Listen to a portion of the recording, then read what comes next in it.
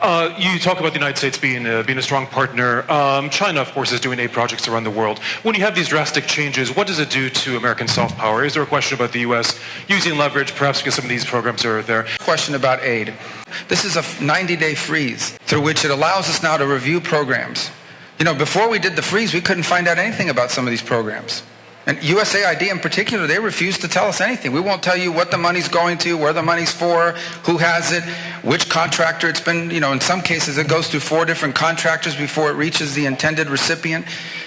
These are not my numbers. These are USAID's number. In some cases with USAID, 10, 12, 13%, maybe less of the money was actually reaching the recipient, and the rest was going into the overhead and the bureaucracy. This isn't my money. This is taxpayer money. So we're not going to eliminate foreign aid. We're going to have foreign aid that makes sense. We're going to have foreign aid that works. We're going to have foreign aid that furthers the national interest. We're going to have foreign aid that benefits our trusted partners and our allies. I am here today. We've issued a waiver today because in Costa Rica we have a trusted partner and an ally who has proven that they have taken aid from the United States and used it to fix a problem, to help us, to do it in a way that actually helps the United States. This is foreign aid that furthers the national interest.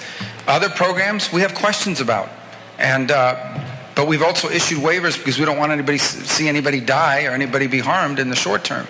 But we're going to conduct a review, and we are going to have foreign aid in this country that is going to further the national interest of the United States. If it doesn't make us stronger or more prosperous or more secure, we aren't going to spend taxpayer money on it. We owe that to the people of our country. On President Bukele's offer to jail incarcerated Americans in El Salvador, is that something you'd like to see happen? And separately, there have been accounts of the U.S. exemptions on President Trump's aid freeze not working, resulting in clinics for HIV medication in Africa shutting down, the suspension of demining in Cambodia, and challenges for the malaria prevention program, PMI. Are these waiver problems something you're seeing and looking to address? Thank you. Yeah. Let me address the first one. That's an offer President Bukele made. Obviously, we'll have to study it on our end. There are obviously legalities involved. We have a constitution. We have all sorts of things. But it's a very generous offer. No one's ever made an offer like that.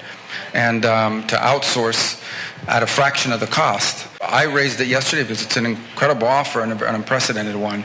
On the second point, we froze foreign aid so that we can review those programs. The waiver process exists so that we can review those programs. Today, here, we've issued waivers for programs that make all the sense in the world. They make America safer. They make America stronger because the programs we've issued a waiver for are helping our trusted partners intercept and stop. I issued a blanket waiver that said if this is life-saving programs, okay, if it's providing food or medicine or anything that is saving lives and is immediate and urgent, you're not included in the freeze. I don't know how much more clear we can be than that. And I would say if some organization is receiving funds from the United States and does not know how to apply a waiver, then I have real questions about the competence of that organization. Or I wonder whether they're deliberately sabotaging it for purposes of making a political point. I want to repeat what I've said. I have long supported foreign aid. I continue to support foreign aid. But foreign aid is not charity.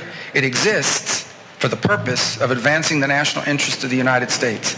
Every dollar we will spend, as long as I'm Secretary of State, and as long as President Trump is in the White House, is going to be a dollar that's advancing our national interest.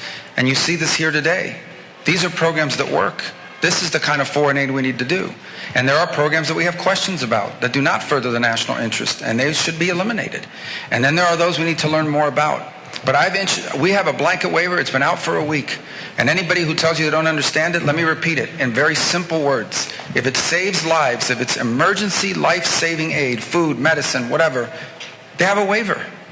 I don't know how much clearer we can be. If they're not applying it, then maybe they're not a very good organization, and maybe it shouldn't be getting money at all.